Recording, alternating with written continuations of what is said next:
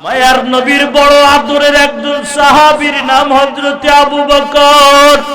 হঠাৎ করিয়া গভীর রজনীতে আবু বকর কান্নারত অবস্থা আছে মসজিদে নববীতে। আবু বকরের কান্না শুনিয়া মায়ার নবীর আমার ঘুমটা ভাঙ্গিয়া গেল। আল্লাহর নবী মসজিদের ভিতরে আসিয়া দেখে আবু বকর রাদিয়াল্লাহু আনহু কান্না করে। আল্লাহর নবী আবু বকরের মাথায় হাত দিয়া বলে, রে আবু বকর, কান্না কেন করো, কি হয়েছে তোমার? বলে, আল্লাহর নবী গো, আল্লাহ পাকের আদালতে হিসাব দেওয়ার ভয়, রাত্র বেলায় ঘুম আসে না, অথচ জান্নাতি 1 নম্বর সার্টিফিকেট ওয়ালা যেই আবু বকর ইন্তিকালের পরে যখন আল্লাহ বিচার কার্যক্রম শেষ করবে, আবু বকর জান্নাতে না যাওয়া পর্যন্ত কোন একটা উম্মত জান্নাতে যাবে না। যে আবু বকরের জন্য জান্নাতের 8 দরজা দিয়া হুরেরা ডাকতে থাকবে, আবু বকর আমার দরজা দিয়ে আসো, আবু বকর আমার দরজা দিয়ে আসো। তাকায়া দেখো বাবা, তাদের কেমন আল্লাহর ভয়, কবরের আযাবের ভয়, আল্লাহর দরবারে দাঁড়ানোর ভয়। মায়ার আল্লাহর নবী বলেন, আবু বকর, আল্লাহ তো তোমারে জান্নাতের টিকিট দিয়েছেন, তোমার এত ভয় কিসের আবু বকর? বলে, মায়ার নবী, গতকাল এক বুড়িমার একটা ঘটনা আমার সাথে ঘটে গেছে। এক বুড়িমা আমার কাছ থেকে বেশ কিছুদিন আগে একটা কাপড় খরিদ করে নিয়ে গিয়েছিল। হঠাৎ করিয়া গতকাল বিকাল বেলা এই বুড়িমা আমার কাছে আসিয়া বলে, আবু বকর, এই কাপড় নাও, তোমার কাপড় আমার পছন্দ হয় নাই, ফিরায় আমার টাকাটা ফিরায়া দাও। আমি টাকা ফিরায়া দিলাম, কাপড়টা ফিরায়া নিলাম। হুজুর চলে আসছে। ভাইরা আমার, খেয়াল করেন, সংক্ষিপ্ত ভাবে শেষ করি। আমার বড় ডর লাগলো, যদি বুড়িমা যদি আমার কাপড় যদি ফিরায়া দিয়া টাকাটা যদি ফিরায়া নিয়ে যায়, হাসরের ময়দানে আল্লাহ যদি আমার আমলনামা ফিরায়া দেয়, আল্লাহ যদি আমার নামাজ, আমার রোজা, আমার হজ, আমার জিহাদ, আমার যাকাত যদি ফিরায়া দেয়, আর যদি বলে, আবু বকর, তোমার আমল আমি আল্লাহর কাছে পছন্দ হয় না, ও আল্লাহর নবী, সেদিন তো নবীরা পর্যন্ত নাফসি নাফসি করবে, আমি আবু বকরের কি অবস্থা সেদিন হবে? এরে বাবা, যদি আবু বকর রাদিয়াল্লাহু আনহু জান্নাতের টিকিট ওয়ালা হইয়া যদি এই পরিমাণ যদি তাকওয়া হয়, যদি বাবা এই পরিমাণ যদি চোখে পানি হয়, আর তোমার আমার তো জান্নাতের টিকিটও নাই, গুনার গুনাহ। এই জন্য আল্লাহ বলেন, ওয়ালা তামুতুন্না ইল্লা ওয়া আনতুম মুসলিমুন। আল্লাহ বলেন, মুসলমান না হইয়া কবরে আসিস না বাবা। এই জন্য ইমানদার মুসলমান হও, ইমানদার মুসলমান হও, অর্থাৎ ইমানদার, আল্লাহ যে হুকুম দিয়েছেন পালন করো, আল্লাহ পাক যা নিষেধ করেছেন বেঁচে থাকো। এটার নাম তাকওয়া, এটার নাম মুসলমানি। আল্লাহ পাক আমাদেরকে ইমানদার মুসলমান বানায়া তারপরে কবরে ডাক দেন, বলেন আমিন। আখির দান আলহামদুলিল্লাহি রাব্বিল আলামিন। আসসালামু আলাইকুম ওয়া রাহমাতুল্লাহি ওয়া বারাকাতুহু। ভাইরা আমার, আমি আপনাদের সামনে কোরআনুল হাকিম থেকে 2 জায়গা থেকে ছোট্ট আয়াতে কারিমা আমি তেলাওয়াত করেছি। আল্লাহ পাক যদি আমাকে তৌফিক দান করেন, আমি অল্প কিছু কথা বলবো। তবে আমি একটা হাদিস পড়েছি, বর্তমান সময় চলতেছিল রজব মাসের, আজকে 28 তারিখ। এই আগামী মাস পরে রজব, শাবানের পরে কি মাস আসতেছে? রমজান মাস। এই রমজান মাসকে পাওয়ার জন্য আল্লাহর নবী রজব মাস আসার সাথে সাথে দোয়া করতেন, আল্লাহুম্মা বারিক লানা ফি রজব ওয়া শাবান। আয় আল্লাহ, আপনি আমার রজব আর শাবান মাসে বারাকা দান করেন। এখন বারাকা উদ্দেশ্য কি? এখানে কোনো কিছু নির্দিষ্ট নবী করে নাই, হায়াতের ভিতরে বারাকা হতে পারে, সম্পদের ভিতরে বারাকা হতে পারে, সবকিছুর ভিতরে। অর্থাৎ সম্পদের ভিতরে বারাকা হলে আমি রমজান মাসটা একটু কম টাকার পিছনে দৌড়াইব, আগের হাজত যেন আমি 2 মাসে পুরা করতে পারি, যাতে করে রমজান মাসে ফ্রি হয়ে আমি যেন আপনার ইবাদত করতে পারি। আবার নেক আমলের বারাকা হতে পারে, কারণ যখন আমলের প্র্যাকটিস 2 মাসের আগের থেকেই থাকবে, তাহাজ্জুদের প্র্যাকটিস, ইশরাক, গাওয়াবিন, কোরআন তেলাওয়াত, জিকিরের, তখন রমজান মাস আসলে আর তাকে বলা লাগবে না নামাজ পড়ো, ইশরাক পড়ো, জিকির করো। কথা বলেন ঠিক না? অথবা কেউ কেউ বলেন আল্লাহ তুমি আমাকে বরকত দান করো, অথবা হায়াতের ভিতরে রজব এবং শাবান মাস যখন দিয়েছো, রমজানের বরকত থেকে আমাকে মাহরুম করো না, ওয়াবাল্লিগনা রমাদান। এজন্য আমরা এই দোয়াটা বেশি বেশি করে পড়ব। আল্লাহুম্মা বারিক লানা ফি রজব ওয়া শাবান। আয় আল্লাহ, আপনি আমাকে রজব আর শাবান মাসে বারাকা দান করেন, হায়াতের ভিতরে, আমলের ভিতরে, তেলাওয়াতের ভিতরে, জিকিরের ভিতরে। আর এই বরকত নিয়া ওয়াবাল্লিগনা রমাদান, রমজান পর্যন্ত আল্লাহ আপনি আমাকে পৌঁছায়া দেন। এটা নবী দোয়া করতেন। তো যাই হোক, আল্লাহ আমাদের সকলকে রমজানের বরকত দান করেন, বলেন আমিন। রমজান থেকে আল্লাহ যেন আমাদেরকে মাহরুম না করেন, বলেন আমিন। রমজানের 30টা রোজা, তারাবি, সেহরি, ইফতারি, জিকির, তেলাওয়াত সবগুলো আল্লাহ পাকের পছন্দনীয় অনুযায়ী যেন করতে পারি, আল্লাহ পাক আমাদেরকে তৌফিক দান করেন। সবাই বলেন আমিন। ভাইরা আমার, আমি আপনাদের সামনে কুরআনুল কারীমের আয়াত তেলাওয়াত করেছি। আল্লাহ বলেন, ইয়া আইয়ুহাল্লাযীনা আমানু। আল্লাহ বড় মহব্বত করে আল্লাহ ঈমানদার বান্দাদের ডাক দিয়ে বলেন, হে ঈমানদারেরা, আমানুত্তাকুল্লাহ হাক্কা তুকাতি। আমি আল্লাহকে ভয় করার মতন ভয় করো। প্রথমে ডাক দিয়া বলেন, হে ঈমানদারেরা, মহব্বত করে বলেন আমি আল্লাহকে ভয় করার মতন ভয় করো, ভয়ের হক আদায় করো। এরপরে আল্লাহ বলেন, ওয়ালা তামুতুন্না ইল্লা ওয়া আনতুম মুসলিমুন।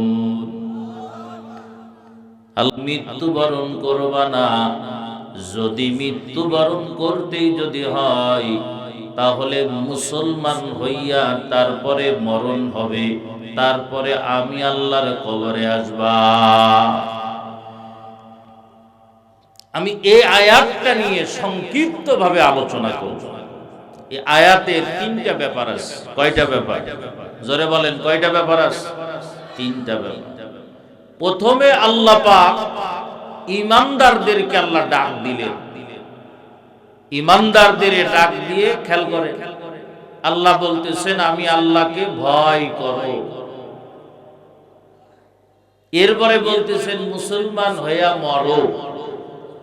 প্রথমে কি সবাই বলতে হবে, আয়াতটা আগে বুঝতে হবে, না বুঝলে আপনারা আমার আলোচনা বুঝবেন না। একটা জিনিস এদের বলতেছেন ভয় করো, একটা জিনিস, আর একটা হলো মুসলমান হইয়া মারো, আর একটা জিনিস। কয়টা জিনিস হলো?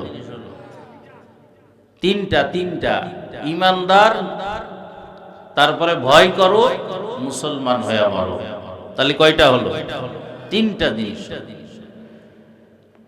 তাহলে মুসলমান লাস্টে আল্লাহ বলতেছেন মুসলমান হও, আর প্রথমে আল্লাহ বলতেছেন ঈমানদার, মাঝখানে আছে তাকওয়া।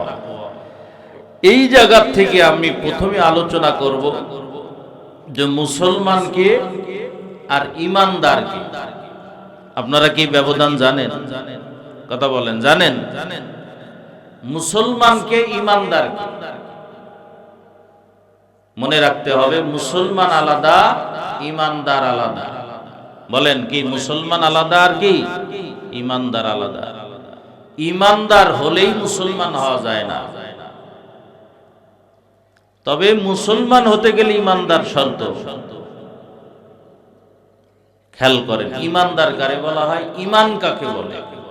ইমান হলো আমানা ইমানু, আমানা ইউমিনু ঈমানান, মানে বিশ্বাস করা।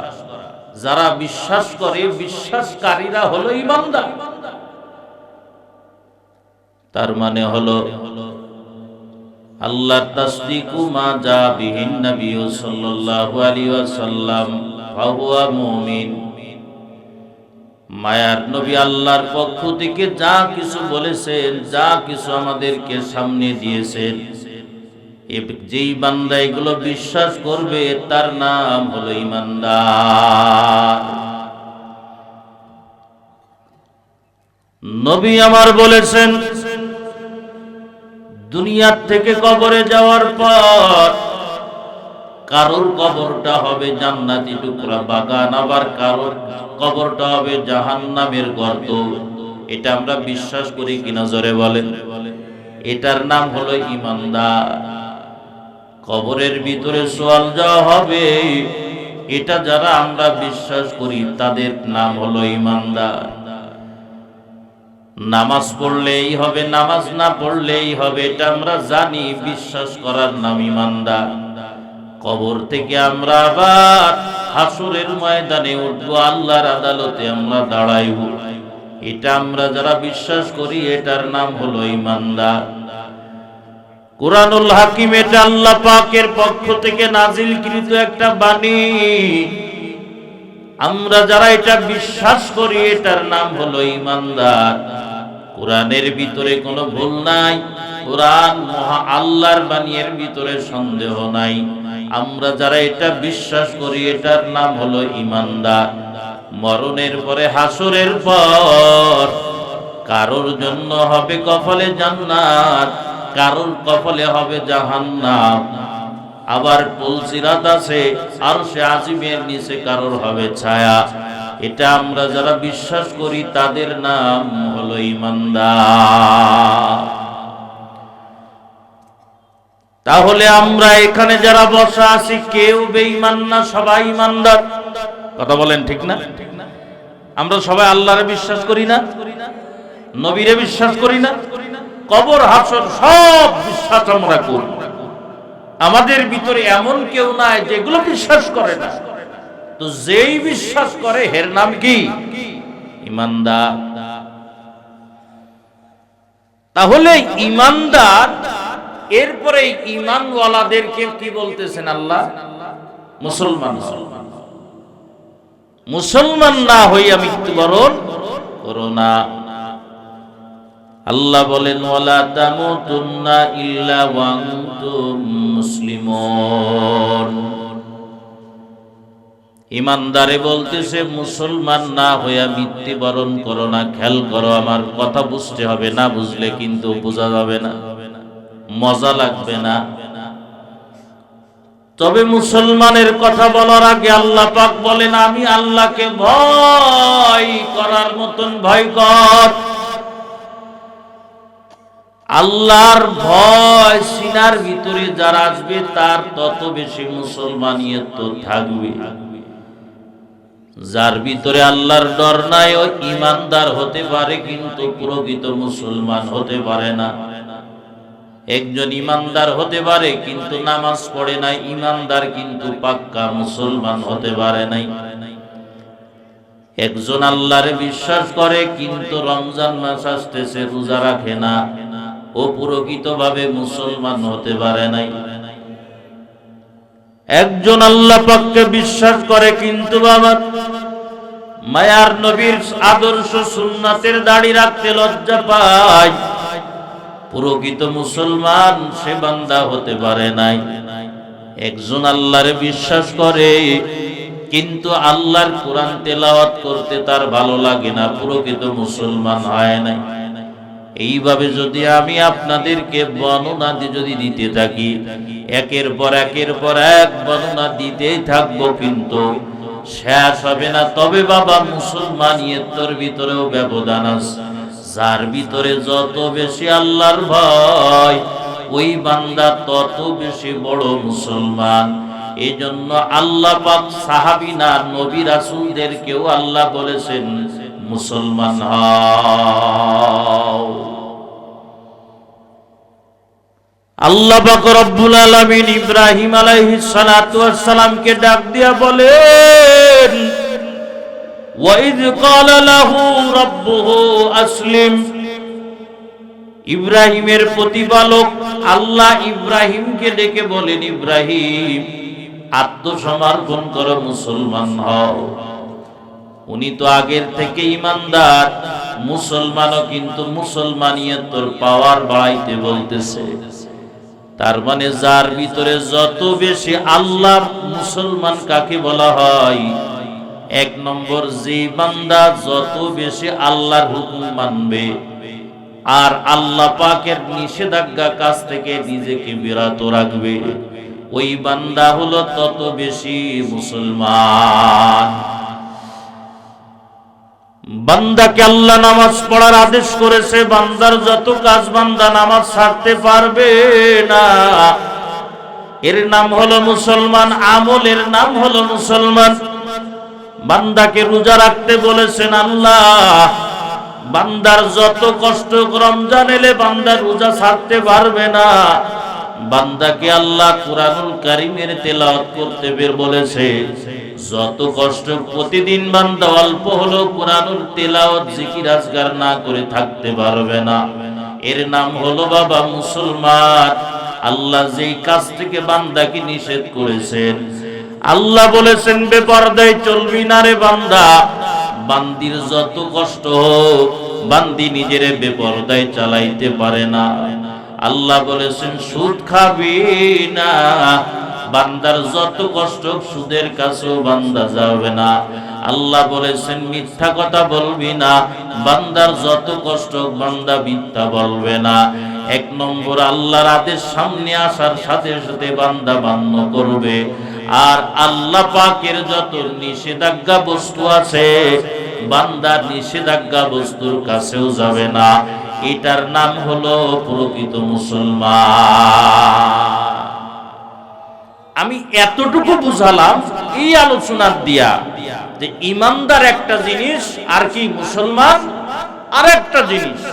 ইমানদার বলা হয় যে বিশ্বাস করে, জীবনে যদি কোনো আমল যদি না করে, এতটুকু তার যদি বিশ্বাস থাকে যে আল্লাহ যা বলেছেন সত্য, নবী যা বলেছেন সত্য, আর জীবনে আমল করে নাই, বান্দা অবস্থায় যদি মারা যায় অবশ্যই জাহান্নামে যাবে, আমল না থাকার কারণে, মুসলমানিয়ত না থাকার কারণে। তবে ইমানদার হওয়ার কারণে আল্লাহ পাক তাকে একদিন এই জাহান্নাম থেকে বের করে, এই দুনিয়া যে দেখতেছে এরকম দুনিয়ার 10টা দুনিয়া সমপরিমাণ, আল্লাহ পাক একটা জান্নাতের তাকে মালিক বানাবেন। জোরে বলেন আল্লাহু আকবার, জোরে বলেন। তাহলে যে মুসলমান হবে তার কত বড় জান্নাত আল্লাহ পাক দান করবেন। যে মুসলমান হবে তার কত বড় জান্নাত আল্লাহ দান করবে, একটু চিন্তা করেন। তবে মুসলমান হওয়ার জন্য কি বললাম ভাই, কি লাগবে? তাকওয়া।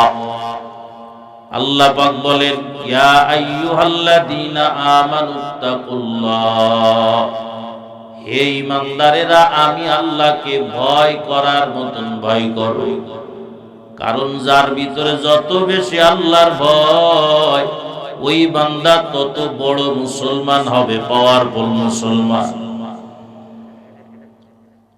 উদাহরণ দিয়া যদি আমি আপনাদের বুঝাই রে বাবা, আমাদের সাহাবীদের, আমাদের আকাবিরদের জিন্দেগি আমাদের সামনে আনতে হবে, তাহলে তারা কত বড় মুসলমান আর তুমি আমি কত বড় মুসলমান, তাহলে ব্যবধান বোঝা যাবে। আল্লাহ তাআলা যাদেরকে দুনিয়ার ভিতরে জান্নাতের সার্টিফিকেট দান করেছে, যাদের জান্নাত আল্লাহর নবী দুনিয়া থেকে দেখে আসছেন, যারা বদরের মতো এত বড় বড় যুদ্ধে অংশগ্রহণ করেছেন, সব মাপ। এই সাহাবীদেরকে আল্লাহ তাআলা যাদের ব্যাপারে রাদিয়াল্লাহু আনহু বলে ঘোষণা দিয়েছে, যাদের ব্যাপারে আমি আল্লাহ পাক বড় রাজি, তারা কত বড়, কত কিভাবে আল্লাহকে ভয় করতেন, আর কত পাওয়ারফুল মুসলমান ছিলেন খেয়াল করেন। বুঝানোর জন্য আপনাদেরকে বলবো, মায়ার নবীর আদরের একজন সাহাবীর নাম হযরত ওমর। কোন ওমর? যে ওমর রাস্তা দিয়ে চললে ওই রাস্তা দিয়ে শয়তান পর্যন্ত যাইতো না। কোন ওমরের কথা বলি? যে ওমরের ব্যাপারে আল্লাহর নবী বলেছেন, লাউ কানা বাদি নাবিয়্যুন লাকানা ওমর। আমার পরে যদি এই জমিনের ভিতরে নবী বলেন কোন নতুন নবী আসতো, তাহলে আল্লাহ ওমরকে নবী বানায়া পাঠাইতো। যেহেতু আমার পরে কোন নবী নাই, এই জন্য ওমরও নবী হইতে পারে নাই। তবে যদি কেউ নবী হইতো, ওমর হইতো। যেই ওমরের নবী তার জান্নাত, ওমরের জান্নাত নিজেই দেখে আসছেন, হাদিসে আমি নিজেই বড়াইছি। মায়ার নবী আমার একদিন ফজরের নামাজের পর সাহাবাই কিরামের ভিতরে বসা, কমাই দাও সাউন্ড, কমাই দাও,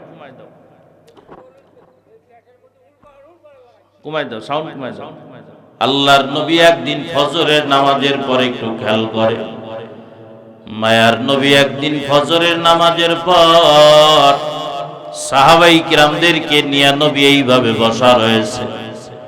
আল্লাহর নবীর চেহারাটা উজ্জ্বল, মুস্কি মুস্কি নবী যে হাসতেছে। সাহাবাই কিরাম আল্লাহর নবীর এই মুস্কি মুস্কি হাসি দেখে আগায় আসলেন। আল্লাহর নবীরে বললেন, মায়ার নবী আপনি মুস্কি মুস্কি হাসতেছেন, কারণ কি জানাইবেন? আল্লাহর নবী বললেন, সাহাবীরা, গতকাল রাত্র বেলায় আমি নবীজি জান্নাত ভ্রমণ করে আসি। আল্লাহু আকবার জোরে বলেন। জান্নাত ভ্রমণ করতে করতে আমি পয়গম্বর যখন দুনিয়ার যখন চলে আসতেছি, বিশাল এক জান্নাত দেখলাম। এত সুন্দর জান্নাত, অন্য 10টা জান্নাতের তুলনায় অনেক উচ্চ মানের জান্নাত। ওই জান্নাতের সামনে 2টা হুর, তারা জান্নাতি পানি দ্বারা তারা ওযু করতেছে। আল্লাহর নবী বলেন, এত সুন্দর, এদের চেহারা যদি দুনিয়ার ভিতরে যদি এরা দিয়ে দেয়, এই দুনিয়ার ভিতরে আলোকিত হওয়ার জন্য সূর্যের প্রয়োজন হবে না। এই দুটো, এরকম দুটো আল্লাহর বান্দি ওই জান্নাতের সামনে ওযু করতেছে। আল্লাহর নবী এত সুন্দর জান্নাত দেখে আর এই হুরদের দেখিয়া জিজ্ঞেস করলো, আরে আল্লাহর বান্দিরা, আল্লাহ পাক এই জান্নাতটা কার জন্য বানাইছে? এই জান্নাতে হুর বলেন, ইয়া রাসূলুল্লাহ, ইয়া হাবিবাল্লাহ, আপনার একজন আদরের সাহাবীর জন্য আল্লাহ পাক এই জান্নাত বানাইছে। আল্লাহর নবীর নামটাও বললেন। এবার নবী আমার বলতেছেন, সেই মানুষটা এখনো তোমাদের ভিতরে বসা আছে। আল্লাহর নবীরে তো এক সাহাবী বলিয়া ফেললো, মায়ার নবী বলেন কোন সাহাবীর জান্নাত আপনি দেখে আছেন? মায়ার নবী তখন বলেন, আমার ওমর। আমি আল্লাহর নবী গতকাল রাত্র বেলায় আমার ওমরের জান্নাত আমি নিজের চোখে দেখে আসি। এই কথা বলার সাথে সাথে বাকি সাহাবীরা বললেন, মারহাবা ইয়া ওমর, মারহাবা ইয়া ওমর। এরপরে আল্লাহর নবী বললেন, ওমর, তবে তোমার আত্মমর্যাদার কথা মনে পড়ে গেল, এই কারণে আমি তোমার জান্নাতে পা দেই নাই। কারণ তুমি আবার উল্টো প্রশ্ন করতে পারো, আমার অনুমোদন ছাড়া আমার জান্নাতে কেমন করে পা দিলে? হে ওমর, তোমার আত্মমর্যাদার দিকে তাকায় আমি নবী তোমার জান্নাতে পা দিই না। এই কথা বলার সাথে ওমর আবার কান্না শুরু করলেন আর বললেন, মায়ার নবী, যেই জান্নাতে আপনার পবিত্র কদম মুবারক পড়ে নাই, ও জান্নাত ধন্য হতে পারে না। আল্লাহু আকবার জোরে বলেন। এই জান্নাতের দাম বেশি না, আমার মায়ার নবীর দাম বেশি, আমার নবীর দাম বেশি, আল্লাহর পরে আমার নবীর সম্মান। সুবহানাল্লাহ বললেন না আপনারা? খেয়াল করেন, নবী আমার সাহাবায়ে কিরামের সামনে ওমরের জান্নাতের বিবরণ দিলেন, অর্থাৎ তারা ইন্তিকাল হয়ে যাবে আর সরাসরি আল্লাহর জান্নাত। ইনারা কেমন মুসলমান শুনেন। আচ্ছা, আমরা যারা এখানে আসি, আমাদের কারোর ব্যাপারে কি জান্নাতের টিকিট দিয়েছেন নবীজি? আমরা যারা আসি না, কথা কয় না, কারোর ব্যাপারে আমাদের এখানে জান্নাতের টিকিট নাই। তারপরেও বাবা আমাদের দিলের ভিতরে আল্লাহ পাকের ভয় নাই। সকাল থেকে রাত্র পর্যন্ত চোখের গুনাহ আল্লাহ পাকের ভয় নাই, জবানের গুনাহ আল্লাহর ভয় নাই, হাতের গুনাহ আল্লাহর ভয় নাই, পায়ের গুনাহ আল্লাহ পাকের ভয় নাই, বেপরদার গুনাহ, মোবাইলের গুনাহ ভয় নাই। আমি যে কোনো সময় আমার নামটা মসজিদের মাইকে এলান হইতে পারে, এ ডর আমাদের ভিতরে নাই। এই কারণে দেখবেন জুমার দিন যত মসজিদে যত মুসল্লি হয়, ওয়াক্তীয় নামাজে, ফজরের নামাজে তত মুসল্লি নাই। ঠিক কিনা জোরে বল? এরা আল্লাহর ভয়তে মনে হয় ফজরে মসজিদে আসে না, আল্লাহর ভয়তে ফজরে মসজিদে আসে না। সবাই কাছে হ্যাঁ, চিন্তা করা যায় না? শীতের ভয়, ঘুমের আরাম, শীতের ভয়, বেপরদার সাইলাব দেখলে মনে হয় দুনিয়ার থেকে কোনোদিন বিদায় হবে না। বুড়ো বাবা এমন ভাবে নামাজ পড়িয়া আছে, টিভির দোকানে দাঁড়ায়া থাকে, মনে হয় বুড়ো বাবা এত খেয়াল করে জীবনে কোনোদিন নামাজ পড়ে নাই, যত খেয়াল করে বুড়ো বাবা টিভি দেখে আছে কি নাই জরে। অথচ বাবা আমাদের জান্নাতের টিকিট নাই, অথচ যাদের জান্নাতের টিকিট দেয়া হয়েছিল তাদের কেমন ভয় ছিল খেয়াল করে নেওয়া। ওমর রাদিয়াল্লাহু আনহুর কথা আমি আপনাদের বলতেছিলাম।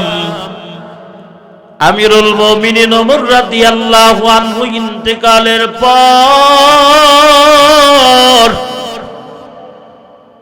যারা আমিরুল মুমিনিনকে গোসল করতে গিয়েছিল, গোসল দিয়ে দিতে যাইয়া দেখে আমিরুল মুমিনিনের পিঠে চাবুকের দাগ।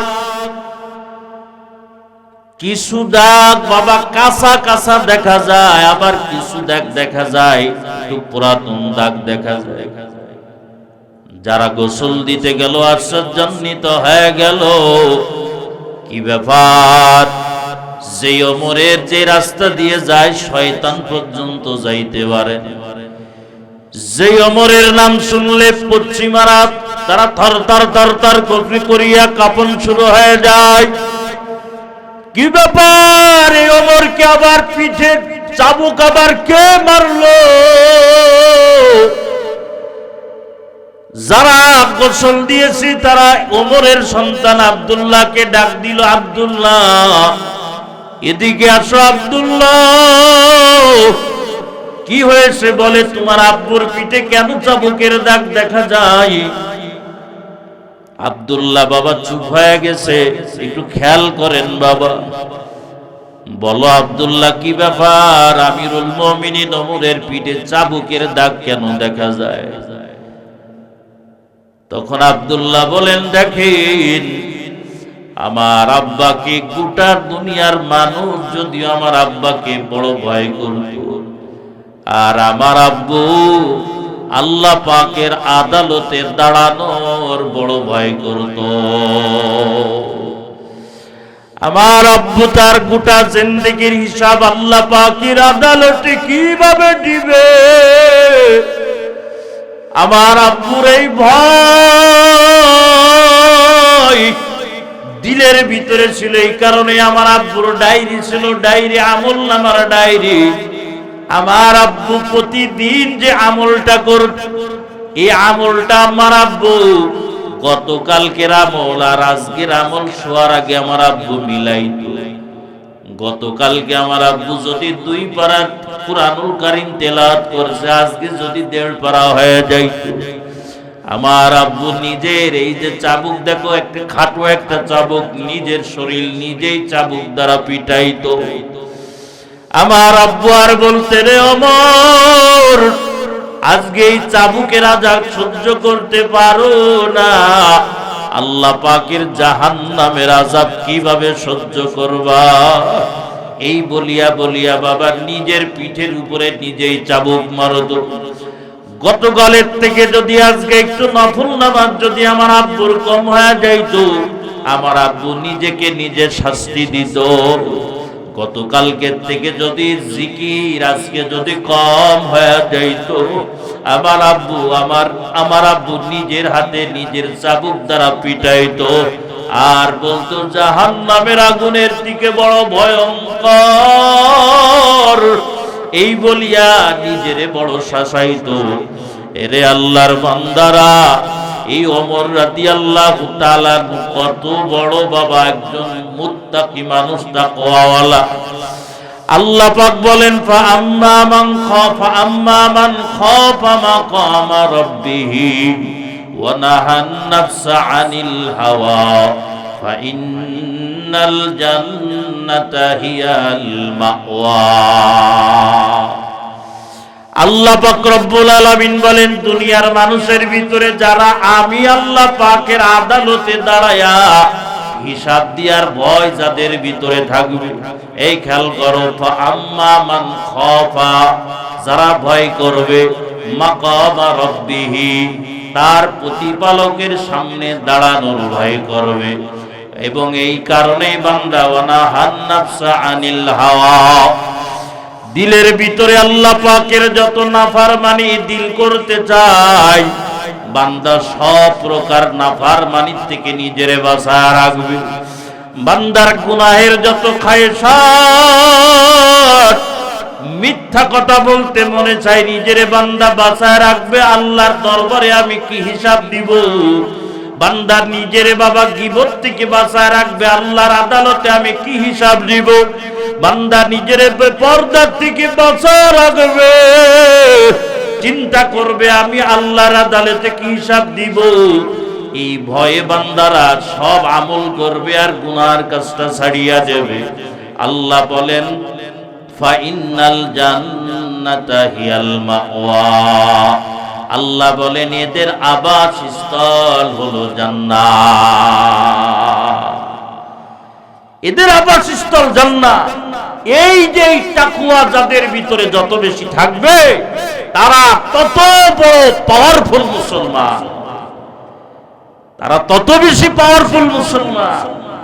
চিন্তা করেন, এবার আপনি আমি 5 ওয়াক্ত নামাজ পড়ি না, কয়জন 5 ওয়াক্ত নামাজ পড়ে? তাহলে কতটুকু মুসলমানিয়ত আছে?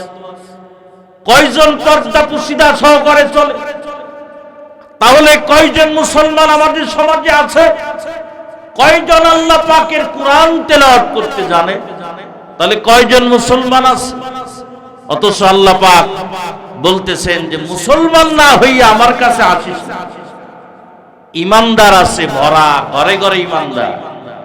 আল্লাহ বলেন ইমানদার হলে হবে না। আমার আবু বকরও ইমানদার ছিল, আমার ওমরও ইমানদার ছিল, আমার যারা প্রিয় আমার বান্দাবান তারা ইমানদার ছিল। ইমান লইয়া অনেকেই বলে হুজুর একটু দোয়া করেন আল্লাহ পাক যেন ইমানের সাথে মৃত্যু দেয়। এই দোয়া কেউ চাবেন না, এই দোয়া কেউ চাবেন না। আরে ইমানদার যে জীবনে নামাজ পড়ে নেই কিন্তু আল্লাহকে বিশ্বাস করে, কবর হাসর বিশ্বাস করে, এই ইমানদার তো মরার সাথে জান্নাত যাবে।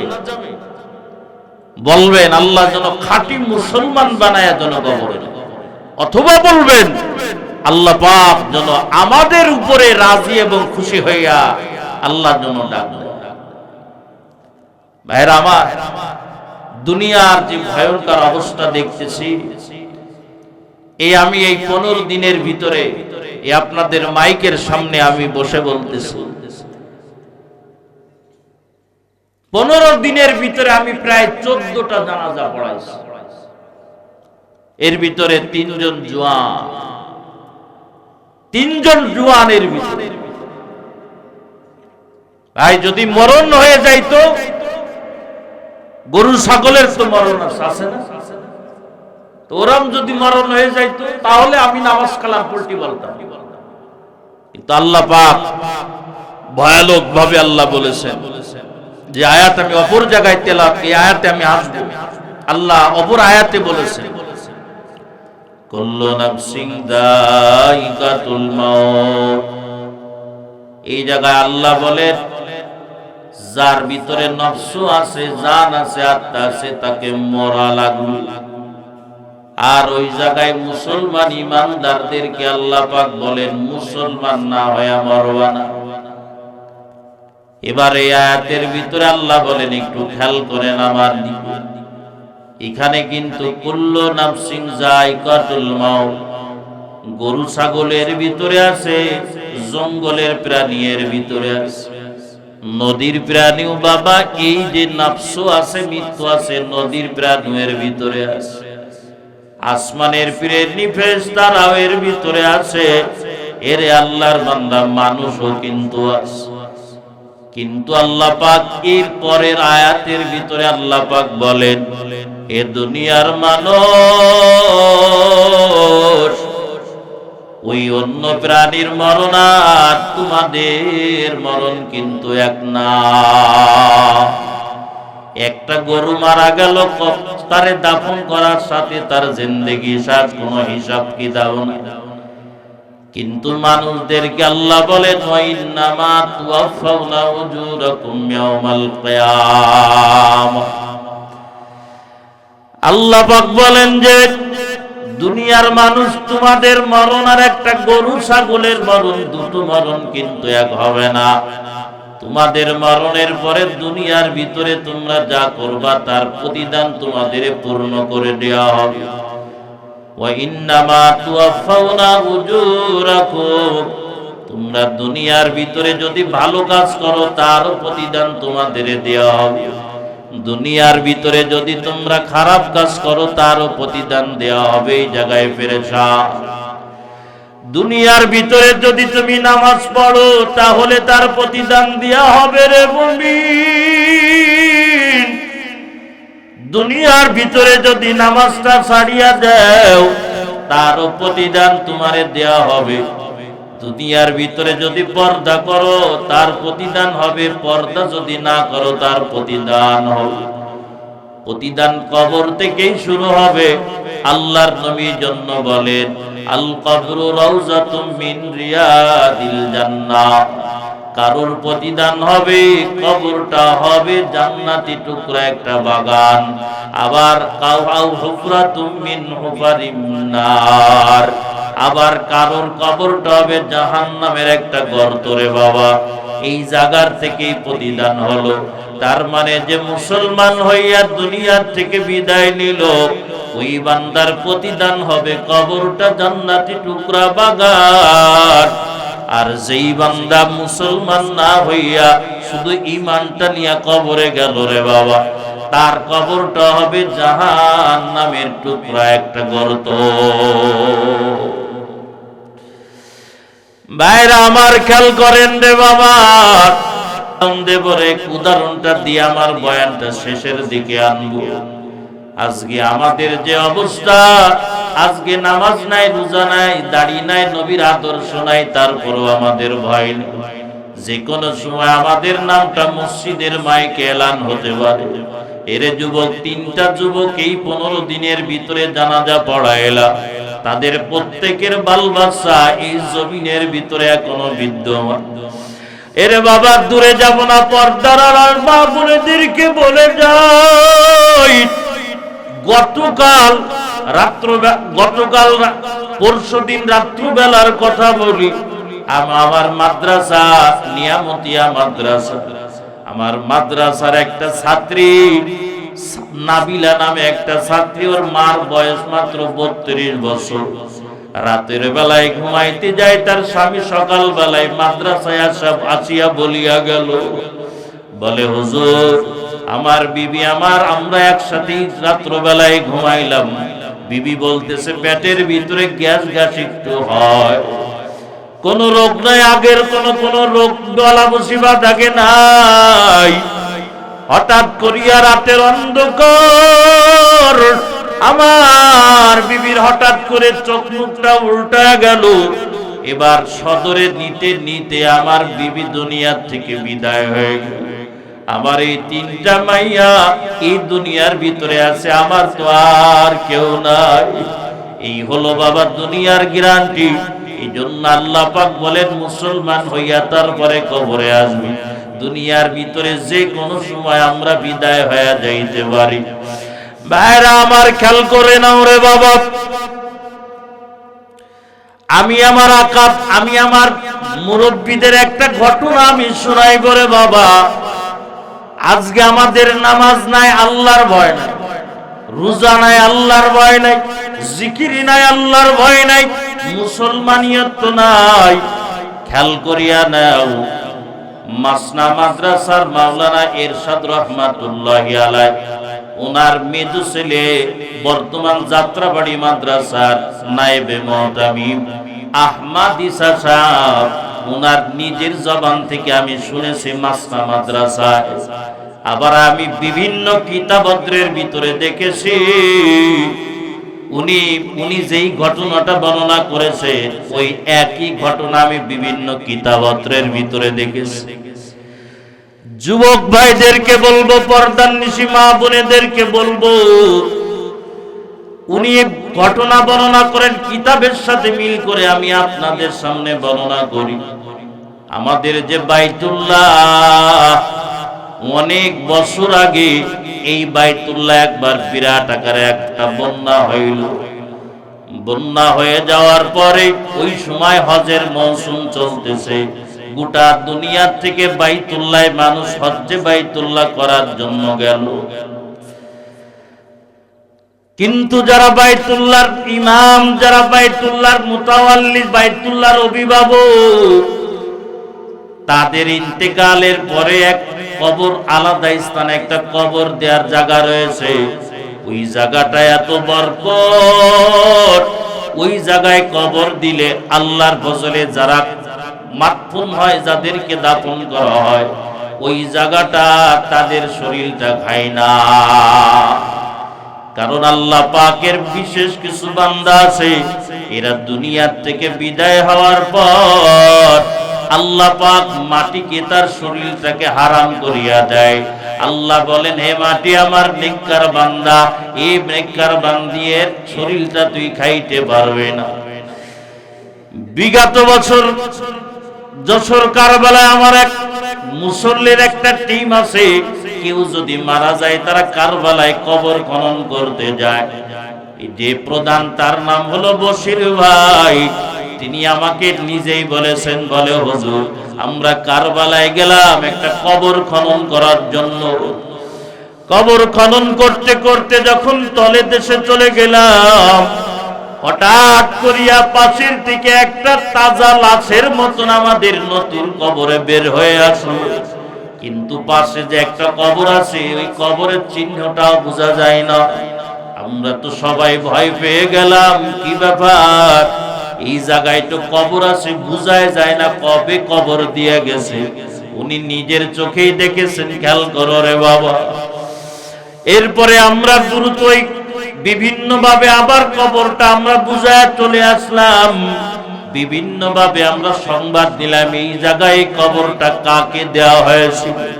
আমরা খবর নিয়ে দেখলাম একটা মহিলা বড় দিনদার। এই মহিলা নিজে বেপরদায় চলতো না, 5 বেলার নামাজ পড়তো, স্বামীর খেদমত করত। এই মহিলার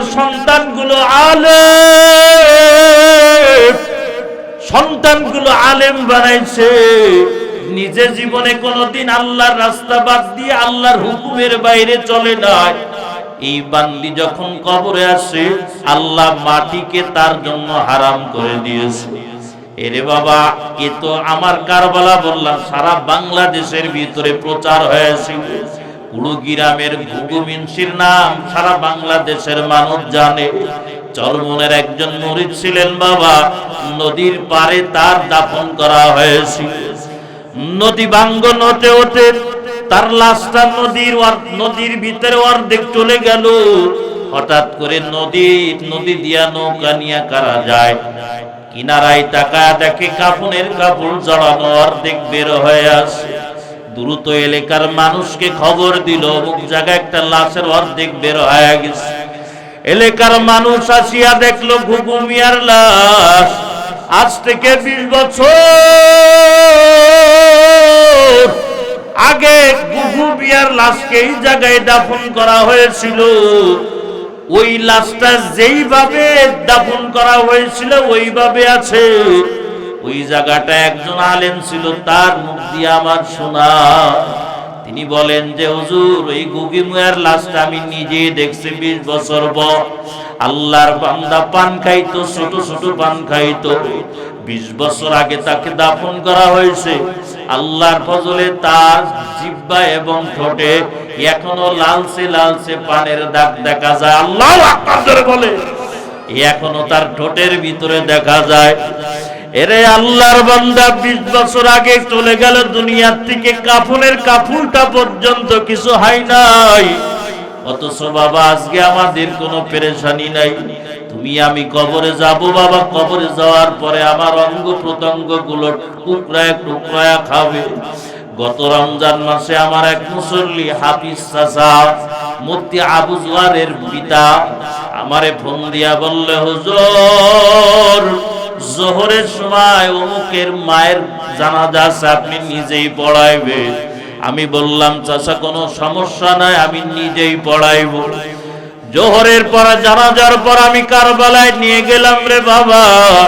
কারবালায় নিয়ে যাওয়ার পরে তার জন্য বিসমিল্লাহ খলাকনাকুম ওয়া ফিহা বিসমিল্লাহি ওয়ালা বিল্লাতে বলে রাখা হলো, বাঁশ দেয়া হলো, চাটাই দেয়া হলো।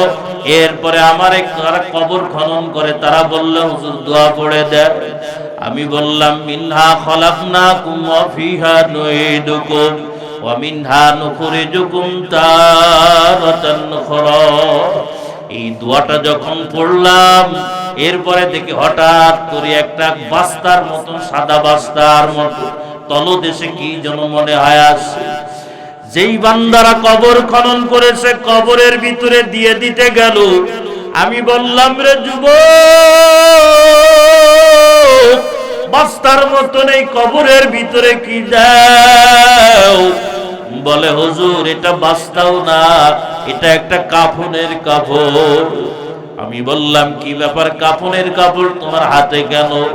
বলে হুজুর এই জায়গাটাই একটা কবর, এই যেই জায়গায় দাফন করা হলো এই মা, এই জায়গাটায় আমরা একটা এই কবরটা খনন করতে করতে তলদেশে যে একটা লাশের কি পাইলাম, এই লাশের কাফনের কাপড়টা পাইলাম। আল্লাহর ফজলে দেখলাম কাফনের কাপড়টা কোন জায়গাটায় একটা উইও খাই নাই, এই কাফনের কাপড়টা নষ্টও হয় নাই। এই কাফনের কাপড়ের ভিতরে যে মানুষটা আল্লাহ জানে পুরুষ ছিল কি মহিলা ছিল, তার হাতের হাড্ডি গুলো পড়ে আছে, পায়ের হাড্ডি গুলো পড়ে আছে, মাথার ঘিনুগুলো তার পড়ে আছে, কিন্তু কাফনের কাপড় এখনো তাজা। ওই কাফনের কাপড়ের ভিতরে যে হাড়গুলো রয়েছে তাছাড়া আর কোনো কিছুই নাই। হুজুর ওইটা এখন এই কবরের ভিতরে দিয়ে দিল। এরে আল্লাহর বান্দারা, ও পর্দার নিশিমা, এই দৃশ্য রমজানের ভিতরে দেখিয়া আমি মাসুদ নিজের আর ধরে রাখতে পারলাম না। আমি মাসুদ চোখটা বুঝিয়া আমি মুরাকাবা করলাম, আরে আমিও একদিন এই জায়গায় শুভ, এমন জায়গায় শুভ, আর এই মানুষগুলো দাফন করিয়া চলিয়া যাবে। হয়তো আল্লাহ যদি না করেন আমার অঙ্গ প্রত্যঙ্গ গুলো এইভাবে আমার অঙ্গগুলো কুড়িয়া কুড়িয়া খাবে। হবে এরকম হতেও পারে কাফনের কাপড় এখনো পচে নাই, অঙ্গ প্রত্যঙ্গ গুলো এরে বাবা বাহাদুরি করার সুযোগ নাই। এরে পর্দার নিশিমা এত তাকাব্বুরি করার সুযোগ নাই। এখনো সময় আছে, মুসলমান হও, মুসলমান না হইয়া কবরে যাইও না। আমি যেই কথা বলতেছিলাম, বাইতুল্লাহর একটা জায়গা আছে, এমন জায়গা পাওয়া যায় বাবা, ওই জায়গাটায় বাইতুল্লাহ যারা ইমাম, মুয়াজ্জিন, মুতাওয়াল্লি, আল্লাহর বিশেষ নেক বান্দা বান্দীদেরকে দাফন করা হয়। ওই ইমাম, এক ইমাম সাহেব বাইতুল্লাহর ইমাম সাহেবরে ওই জায়গাটায় 1 মাস আগে দাফন করা হয়েছে। ওই জায়গাটায় বাবা পানি উঠে গেছে। মুসল্লিরা সবাই বলল, মুতাওয়াল্লিরা বলল, এই জায়গাটায় যার যে আপনজনরা ঘুমায় আছে তারা আপনারা আপনাদের আপনজনদেরকে সরাইয়া অন্যত্র অন্য জায়গায় দাফন করিয়া দেন। এবার বাবা যে ইমাম সাহেব 1 মাস আগে ইন্তেকাল করেছে, ওই ইমাম সাহেবের লাশের স্থানে দেখে একটা মহিলার লাশ দেখা যায়। সবাই তো আশ্চর্যান্বিত হয়ে গেল, কি ব্যাপার, এই জায়গায় তো ইমাম সাহেবের লাশ ছিল, ইমাম সাহেবের লাশ কোথায় গেল রে বাবা? সবাই তো পেরেশান হয়ে গেল। এলাকার মানুষও আসতেছে, যারা বিভিন্ন দেশ থেকে হজ করতে আসছে তারাও দেখতে আসতেছে, কি ব্যাপার, এই জায়গায় তো ইমাম সাহেবের লাশ ছিল, ইমাম সাহেবের লাশ নাই। হঠাৎ করিয়া তিনশিয়া একটা লোক বলতেছে, এই যে মহিলা ইমাম সাহেবের জায়গায় ঘুমায়, এই মহিলাটার তো আমি চিনি, তো আমার তিনশিয়ায় মহিলাটার বাড়ি, তবে এই মহিলাটা তো মুসলমান না, এই মহিলা তো একটা খ্রিস্টানের বিবি, কেউ খ্রিস্টান। আমি তো যখন আসি, আমি তো 6 মাস আগে রওনা হয়ে গিয়েছিলাম। আগে তো মানুষ যাইতো 6 মাস দরিয়া যাইতো, সফর করতো, এখন তো 6 ঘন্টায় যাওয়া যায়। বলে যে আমি তো 6 মাস আগে তারে খ্রিস্টান অবস্থায় দেখে আসি, এখন কি অবস্থা জানা নাই, তবে আমার গ্যারান্টি এই মহিলা ওই খ্রিস্টান মহিলা হবে, যেটা দেখে মনে হয়। এবার এই মুতাওয়াল্লিরা, বাইতুল্লাহর মুতাওয়াল্লিরা, তারা দ্রুত এই লোকটারে নিয়ে তিনশিয়ায় সফর করলো। তিনশিয়ায় সফর করার পর যায়া খোঁজ নিয়া দেখে এই মহিলাটাও দুনিয়ার থেকে বিদায় হয়ে গেছে। এই মহিলাটাকেও তাকে খ্রিস্টান কবরে দাফন করা হয়েছে। সবাই যখন অনুমোদন চাইল, আপনাদের এই মহিলার লাশ আমাদের বাইতুল্লাহর ইমাম সাহেবের লাশের জায়গায় দেখা যায়, এই লোকটা আপনাদের এই মানুষটা সাক্ষ্য দেয়, আপনারা একটু এই মহিলার লাশটা একটু খোঁজার জন্য অনুমোদন দেন। ভাইরা আমার, খেয়াল করিয়া নেন রে বাবা, এই খ্রিস্টান মুতাওয়াল্লি কবরস্থানের যারা দায়িত্বে আছে তারা অনুমোদন দিল। অনুমোদন দিয়ে এই কবরটা, মহিলার লাশটা, মহিলার কবরটা খনন করা হলো। খনন করে দেখা যায় ইমাম সাহেবের লাশ এই মহিলার লাশের স্থানে দেখা যায়। দ্রুত লাশটাকে আবার দাফন করে দেয়া হলো।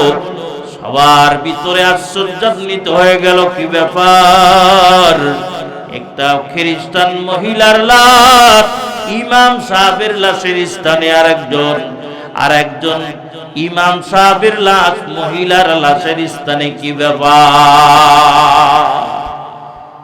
এলাকার ভিতরে আতঙ্ক সৃষ্টি হয়ে গেছে, বাইতুল্লাহর এলাকায় আতঙ্ক সৃষ্টি হয়ে গেছে, কি ব্যাপার? ইমাম সাহেবের বিবি তখনও দুনিয়ার ভিতরে বেঁচে আছে, কবরের ভিতরে কে আলেম, কে মুহতামিম, কে মুফতি দেখা দেখি নাই। কবরের ভিতরে দেখা হবে কার ভিতরে কতটুকু মুসলমানিয়ত আছে, কি কত বড় ক্ষমতার মালিক, টাকার মালিক, দেখা দেখি না। কি এমন বদামল করেছে ইমাম সাহেব, খারাপ ধারণা নেবেন না যে ইমাম সাহেবের লাশ এই জায়গায় নাই, খ্রিস্টানদের মাকবারা। খেয়াল করো রে যুবক, সবাই খেয়াল করো, তুমি আমি কবরে থাকতে পারবো তো, সে চিন্তা ভাবনা করিও কবরে যাও। খেয়াল করে, ইমাম সাহেবের বিবি তখনও জমিনে আছে, ইমাম সাহেবের বিবির কানেও চলে গেছে তার স্বামীর কবরের স্থানে আর একজন খ্রিস্টান মহিলার লাশ। ইমাম সাহেবের বিবির কাছে মুতাওয়াল্লিরা চলে গেল, ঘরের বাহির থেকে সালাম দেয়, আসসালামু আলাইকুম ওয়া রাহমাতুল্লাহ। মা ঘরের ভিতরে আছেন। ওয়ালাইকুম আসসালাম, আপনারা কারা আছেন? বলে মুতাওয়াল্লি বাইতুল্লাহ। কি ব্যাপার? বলে আপনার স্বামীর ব্যাপারে আপনি সংবাদ শুনেছেন কিনা? কয় হ্যাঁ। মাগো আমরা একটু বড় পেরেশান, আপনার স্বামী কি এমন কোন বদামল ছিল যে বদামলের শাস্তির কারণে আল্লাহ করছে? ভাইরা আমার খেয়াল করে নাও রে বাবা। ইমাম সাহেবের বিবি বলে তেমন কোন বদামল তো আপনাদের ইমাম রে দেখি না।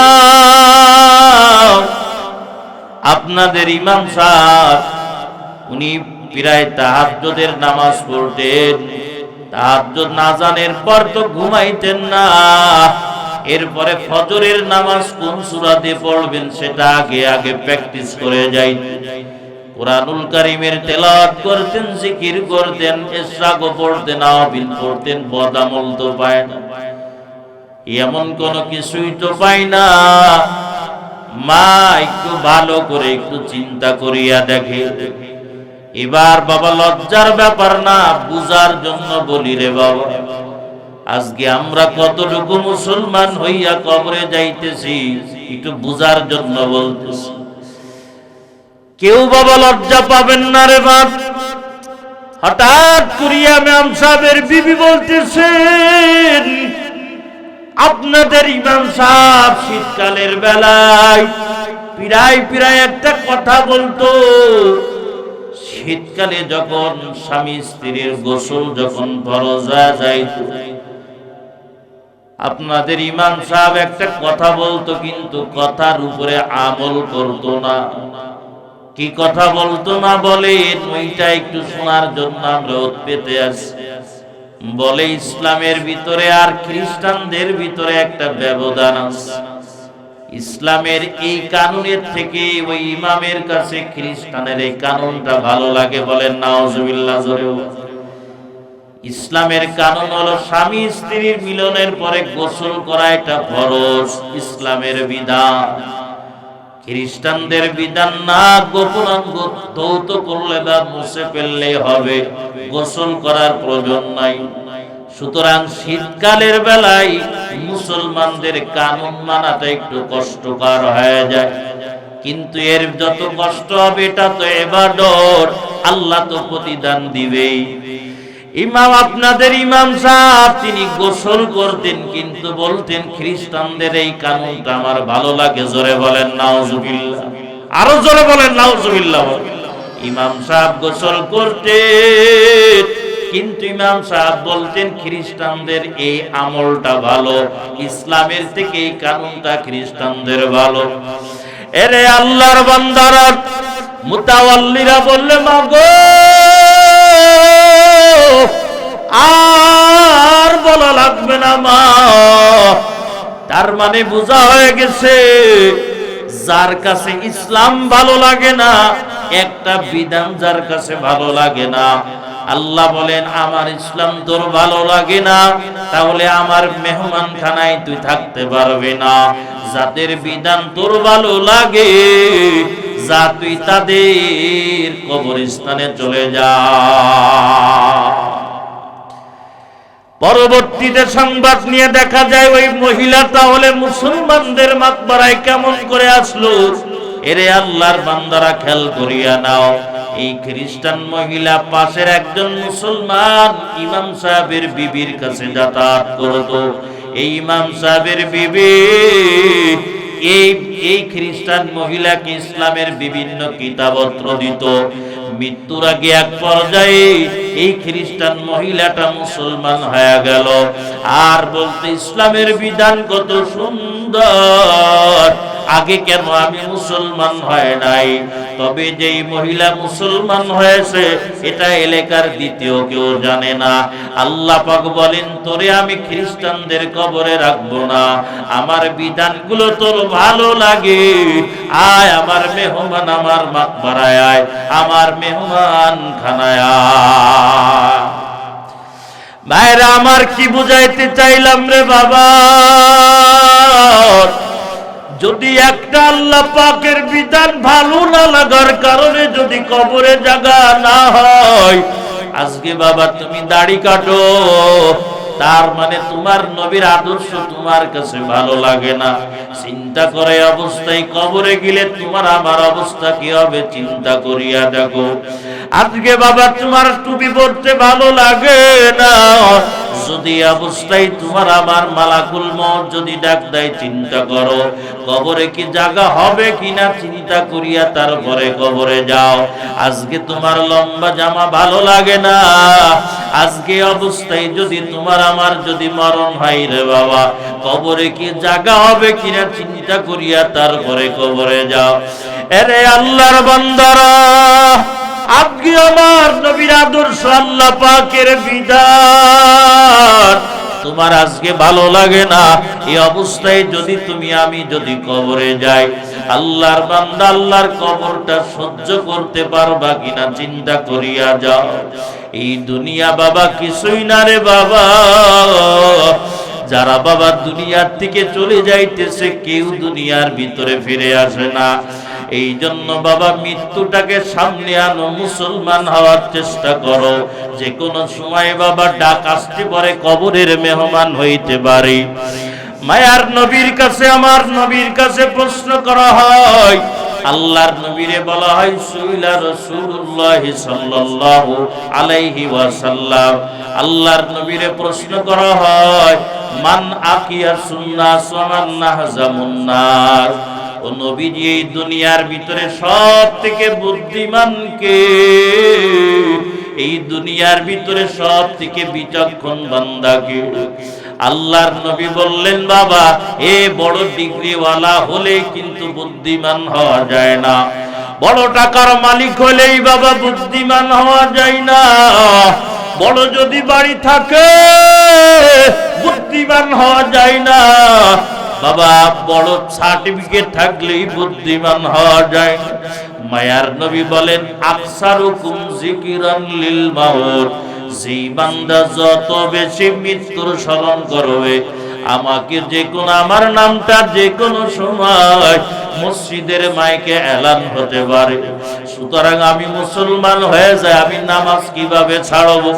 যেই বান্দার মৃত্যুর স্মরণ থাকবে আল্লাহ জিকির ছাড়তে পারবে না, যেই বান্দার ভিতরে মৃত্যুর স্মরণ থাকবে আল্লাহ পাকের নাফরমানি ওই বান্দা করতে পারবে না। এরে আল্লাহর বান্দারা, এরে যুবকরা, তোমার মতন কত যুবক মৃত্যুর ভয়, আল্লাহ পাকের আদালতে দাঁড়ানোর ভয়, আল্লাহর ফজলে তারা স্কুলে পড়ে, কলেজে পড়ে, ভার্সিটিতে পড়ে, বিশ্ববিদ্যালয়ে পড়ার পরেও তাকায়া দেখো তারা 5 বেলার নামাজ, 1 ওয়াক্ত নামাজ কাজা করে না। এরে আমার যুবক ভাই, তুমি বিশ্ববিদ্যালয়ে পড়ার পরেও তুমি 1 বেলার নামাজ পড়তে পারো না, নিজের কাছে প্রশ্ন করো, ওই যুবক যদি বিশ্ববিদ্যালয়ে পড়ার পর 5 বেলার যদি নামাজ মরণের স্মরণে পড়তে পারে, তুমি কেন পারো না? ওই বান্দা যদি ভার্সিটিতে পড়ার পর আল্লাহর ফজলের নবীর মহব্বতে দাড়ি যদি রাখিয়া যায়, এ বান্দা বান্দি তুমি কেন পারো না? তোমার মতন কত মা ভার্সিটিতে বিশ্ববিদ্যালয়ে পড়ার পরেও আল্লাহর ফজলে বাবা বেপরদায় চলে না, কুরআনুল কারীমের তেলাওয়াত করতে পারে, 5 বেলার নামাজ আদায় করে, বাবা তুমি কেন পারো না? নিজের কাছে প্রশ্ন করো। কারণ হলো একটাই, তোমার মরণের ভয় নাই। এই দুনিয়ায় থেকে যাওয়ার পরে তোমার কবরটা জান্নাত হবে কি জাহান্নাম হবে, এইটা নিয়ে বাবা তোমার কোনো পেরেশান নাই। আখিরাতে আল্লাহর দরবারে আদালতি দাঁড়ানো লাগবে, এই ভয় তোমার ভিতরে নাই। আর ওই কলেজের ছেলেটা বাবা আল্লাহর আদালতে দাঁড়াতে হবে এই ভয়ে নামাজ ছাড়ে না, কুরআনুল কারীম তেলাওয়াত করে, আরবার বাবা প্রতিদিন আল্লাহ পাকের জিকির করে। ভাইরা আমার, আমি একটা ছোট্ট একটা কথা বলি। আমি একবার রিকশা করিয়া আসরের আগ দিয়ে আমি একটা জায়গায় যাই, আমাদের এক সরমনার মুরিদের কথা বলি। তার ভিতরে যে এত ইমানি পাওয়ার আমি আগে কোনোদিন বুঝতে পারিনি। আসরের আজান দিবে দিবে আমি বললাম একটু নিয়ে যাবা, একটু ব্যস্ততার ভিতরে। হঠাৎ করিয়া মসজিদ সামনে আসলো, আজানও দিয়া ফেললো, কিন্তু রিকশাওয়ালা, এই রিকশাওয়ালা বাবা তার প্যাডেলটা আর সামনে আগাচ্ছে না, রিকশার থেকে নামিয়া নিচেই দাঁড়ায়া গেল। আমি বললাম কি ব্যাপার, রিকশার থেকে নামিয়া গেলেন? বলে হুজুর আজান হয়ে গেছে, আল্লাহ পাক ডাকতেছে চলেন নামাজে যাও। আমি বললাম বাবা এখনো সময় আছে, কেবল মাত্র আজান দেয়, এখনো 20 মিনিট আছে বাকি, চলো সামনে যাই আমরা আসরের জামাতে আদায় করে নিব। তখন এই মানুষটা বলে হুজুর ওই সামনের মসজিদ পর্যন্ত তো আল্লাহ হায়াতটাও তো নাও রাখতে পারে, মাঝখানে তো আল্লাহ পাক ডাক দিয়া লইয়া যাইতে পারে, বলিয়া বান্দা চোখের পানি ছাড়িয়া দিল। আমি বাবা ওই জায়গায় আর নিজে আর কথা বাড়াইতে পারলাম না। আমি নিজের মাসুদরে চিন্তা করলাম, আর আমি নিজে মাসুদরে ডাক দিয়ে বললাম মাসুদ, মানুষ তোরে মুফতি সাহেব বলে ডাক যায়, কিন্তু এই রিকশাওয়ালার মতন মুসলমান তুই হতে পারিস না। মানুষ তোরে বক্তা বলে ডাক দেয়, কিন্তু এই রিকশাওয়ালার মতন মুসলমান হতে পারিস নাই। মানুষ তোরে আলেম বলে ডাক দেয়, মুহতামিম সাহেব বলে ডাক দেয়, কিন্তু এই রিকশাওয়ালার মতন তুই মুসলমান হস নাই। আমি আর বাবা কথা বাড়াইতে পারলাম না। আমি বললাম বাবা চলো আমিও যাই তোমার সাথে। এরে আল্লাহর বান্দারা, এরে দোকানদার ভাই, তোমার মতন কত দোকানদার আজান দেওয়ার পরে তার ঝাপটা লাগিয়া যায়। বাবা তোমার দোকানটা কেন বাবা খোলা থাকে? তার মানে তোমার স্মরণে নাই তুমি যে কবরে যাবা, পেরেছানি নাই। এরে রিকশাওয়ালা ভাই, যে রিকশাওয়ালার কথা বললাম, তুমিও রিকশাওয়ালা, সেও রিকশাওয়ালা। তার রিকশাটা আজান দিলে আর সামনে যায় না, আর তোমার রিকশার প্যাডেলটা বাবা চলতেই থাকে।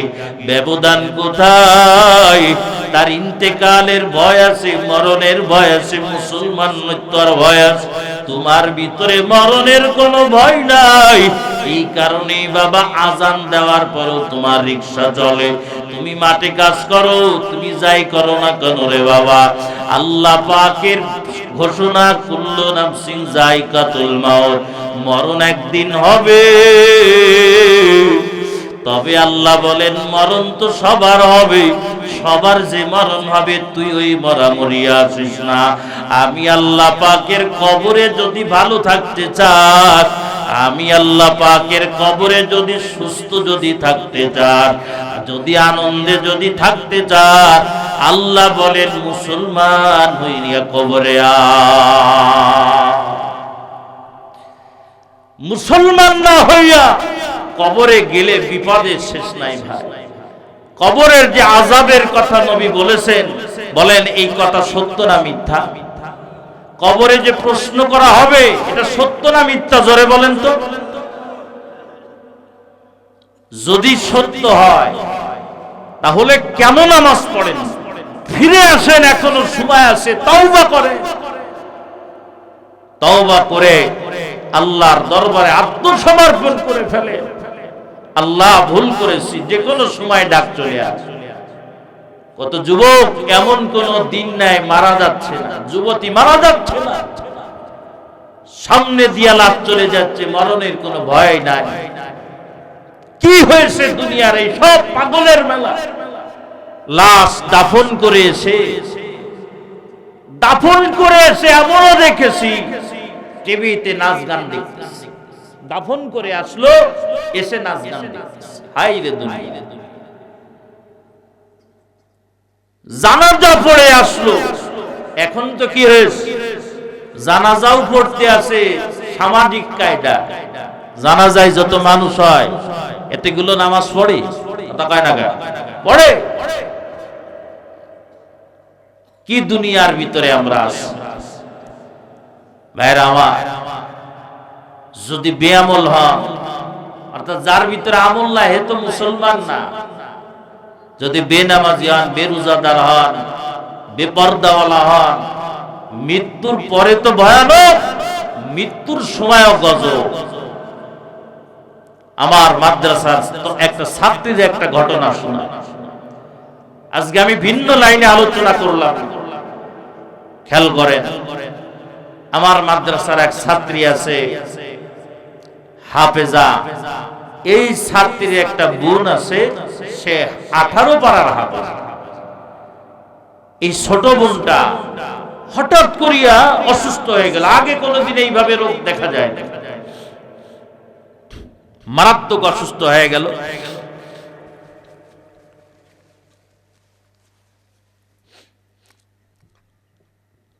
এই মেয়েটা মারা গেছে। 18 পারার হাফেজা, ছোট্ট মেয়ের, বেশি বড় না, দুনিয়ার থেকে বিদায় হয়ে গেছে। সবাই বলেন আল্লাহ তার কবরটা জান্নাত বানায় দিক, বলেন আমিন। ইন্তেকালের পর এই মেয়ের মা আল্লাহর কসম দিয়ে বলতেছে, সরাসরি আমাকে ফোন দিয়ে বলছে, আমার কাছে ফোন দিয়া বলে, কান্না করে আর বলে, হুজুর মেয়ে আমার মারা গেছে, আমার দিলের ভিতরে কোনো ব্যথা নাই, আমার দিলের ভিতরে আল্লাহর ফজলে কোনো আফসোস নাই। আবার মা তো কান্নাও করতেছে। আমি বললাম কারণ কি? আমাকে ডাক দিয়ে বলেন, আমার মেয়ে যখন হাসপাতালে যখন আছে, আমার মেয়ের রুমটা লাইট অফ করে দিয়েছি, আমার মেয়ের মাথাটা আমার রানের উপরে রয়েছে, রুমটা একটু অন্ধকারাচ্ছন্ন ভাব। হঠাৎ করিয়া আমার মেয়ে বলল, মাগো ঘরের লাইটটা জ্বালানো রয়েছে, লাইটটা অফ করিয়া দাও। মেয়ে আমার বলতেছে, লাইটটা অফ করিয়া দাও, জ্বালানো রয়েছে লাইট। ওর মা আমারে বলে, হুজুর অথচ লাইটটা বন্ধ করা আছে। এরে আমার পর্দার নিশিমা, তুমিও মা, 18 পারার হাফেজা, সেও তো কবরের বাসিন্দা হলো। খেয়াল করো, ওর মা একটা মা তো মিথ্যা কথা বলবে। এরপরে ওর মা বলে, মা গো আমার তো লাইট অফ করা আছে, আর রুম তো একটু অন্ধকার, বলে না রুমটা তো পুরাটা আলোকিত দেখা যায়, পুরোটা জল জল জল জল নূরে নূরান্বিত হয়ে গেছে। এবার আমার মেয়েটা বলেন, মা গো ওই যে আমাকে নেওয়ার জন্য মেহমান জান্নাতি কাপড় পরে আছে, মা বিদায় দাও। এই বলি আমার মেয়েটা কুরআনুল কারীমের তেলাওয়াত শুরু করলো। হুজুর কুরআনুল কারীমের তেলাওয়াত করতেই আছে। আমার মেয়েটা এবার হঠাৎ করিয়া কুরআনুল কারীমের তেলাওয়াতটা বন্ধ করে দিল। কুরআনুল কারীমের তেলাওয়াতটা বন্ধ করিয়ে দিয়া এবার আমার মেয়েটা জবানে তার কালিমা জারি হয়ে গেল। আমার মেয়েটা বলতে আছে, লা ইলাহা ইল্লাল্লাহ, লা ইলাহা ইল্লাল্লাহ জিকির করতে আছে। এরে আল্লাহর বান্দা, কারণ কি বাবা? কুল্লু ইলাইন ইয়াতারাশাহু বিমা ফি, যেই পাত্রের ভিতরে যা আছে উবুড় করলে কিন্তু তাই পড়বে। ঠিক কিনা জোরে বল। পাত্রের ভিতরে যদি বাবা পানি থাকে, উবুড় করলে পানি পড়বে, ভিন্ন কিছু পড়বে না। পাত্রের ভিতরে যদি মধু থাকে কবুল করলে মধু পড়বে, ভিন্ন কিছু পড়বে না। পাত্রের ভিতরে যদি মদ থাকে কবুল করলে মদ পড়বে, ভিন্ন কিছু পড়বে না। এই কলবটাও বাবা পাত্র, মৃত্যুর সময় এটাকে উল্টানো হবে। যদি আল্লাহর বান্দা কলবে যদি আল্লাহর ভয়, আল্লাহ পাকের ভয় যদি কলবের ভিতরে থাকে, অটোমেটিক বাবা আল্লাহর নামটা তোমার মুখ দিয়া মরণের সময় জারি হয়ে যাবে। যদি তোমার দিলের ভিতরে আল্লাহর ভয় থাকে, কালিমা তোমার মুখ দিয়া জারি হবে। মায়ার নবী আমার বলেন, মান কানা আখিরু কালামিহি লা ইলাহা ইল্লাল্লাহ, আল্লাহর নবী বলেন যার শেষ কথা হবে লা ইলাহা ইল্লাল্লাহ দাখালাল জান্নাহ। মায়ার নবী বলেন এই লা ইলাহা ইল্লাল্লাহ যদি কারোর জীবনের শেষ কথা হয়, এরপরেই যদি বান্দা মারা যায়, বান্দার মরণ হতে দেরি হবে, আল্লাহ পাকের জান্নাতে যাইতে দেরি হবে না। আর যদি বাবা দিলের ভিতরে ভিন্ন কিছু যদি থাকে রে বাবা, তাহলে মৃত্যুর সময় কিন্তু তার জবান দ্বারা তাই বের হবে। অনেক বান্দা তো মারা যাওয়ার সময় বলে, আমার গরু ছাগল গুলো দেখে রাখিস, আমার নিজে কানে শোন। এরে আল্লাহর বান্দারা, অনেক বান্দা বলে আমার জমি জাতি গুলো একটু দেখে রাখিস। কিন্তু বাবা কলেমা জবানে আল্লাহর কালাম নাই, আল্লাহ নাই, কুরআনও নাই, কিছুই নাই। কারণ দিলের ভিতরে তো আল্লাহর ভয় নাই, ডর নাই। এরে আল্লাহর বান্দারা খেয়াল করে না, এই মেয়েটা বাবা আমাকে নিজেই বলেন, তার মা বলেন, হুজুর আমার মেয়েটা বার কালিমা পড়তে পড়তে একটা আমার বাচ্চা যেমন আদর করতে করতে যেমন ঘুমায়া যায়, আমার মেয়েটা আমার হাঁটুর উপরে, আমার রানের উপরে এইভাবে ঘুমায়া গেল। আমি মা একটু টের পাইলাম না, ছটফটও করলো না। এরে বাবা, যারা মুসলমান হয়ে মারা যাবে, আল্লাহ তাআলা তাদের মরণের আযাব থেকে হেফাজত করবে।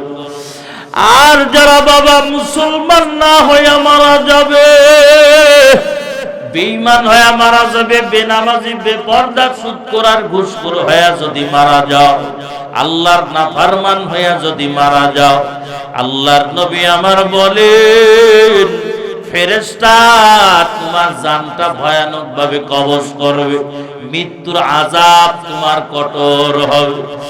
মায়ার নবীর কাছে জিজ্ঞাসা করা হয়, ওগো মায়ার নবী, একটা বেঈমানের মৃত্যুর আযাব কেমন? আল্লাহর নবী বলেন একটা তাজা ছাগল যদি একটু ঝুলায় যদি রাখা হয়, মৃত্যু হয় নাই, তাজা ছাগল, ওই ছাগলের চামড়াটা যদি এইভাবে টানিয়া টানিয়া টানিয়া টানিয়া টানিয়া ওই ছাগলের শরীর থেকে চামড়াটা যদি খোলা হয়, বলো রে বাবা এই ছাগলের কেমন কষ্ট হবে? আল্লাহর নবী বলেন এই তাজা ছাগল থেকে চামড়াটা খুলে নেওয়ার কারণে এই তাজা ছাগলের যেই পরিমাণ কষ্ট হবে, একজন বেনামাজি, একজন বেপরদাওয়ালা, একজন আল্লাহ পাকের নাফরমান, এর থেকে হাজারো কোটি গুণে কষ্ট ওই বেঈমানের হবে। আল্লাহর বান্দা, এই জন্য চিন্তা করো সহ্য করতে পারবা কিনা। আর এক হাদিসের ভিতরে মায়ার নবী আমার বলে এর একটা বেঈমানের বাবা কত মৃত্যুর যন্ত্রণা হবে। এই শরীরের যত নোম আছে, মায়ার নবী বলেন প্রত্যেকটা নোমের ভিতরে যদি কাঁটা ঢুকানো হয়, বিষাক্ত কাঁটা ঢুকানো হয়, এবার প্রত্যেকটা এই কাঁটার সাথে যদি একটা সুতা বাঁধিয়া দেওয়া হয়, গোটা শরীরের ভিতরে এইভাবে যদি কাঁটা ঢুকানো যদি হয়, আর এই কাঁটায় সুতা দড়িয়ে আস্তে আস্তে যদি টান দেওয়া হয়, এই মানুষটার পুরো শরীর থেকে চামড়াটা একেবারে শেষ হয়ে যাবে, ফাটিয়া ফাটিয়া যাবে।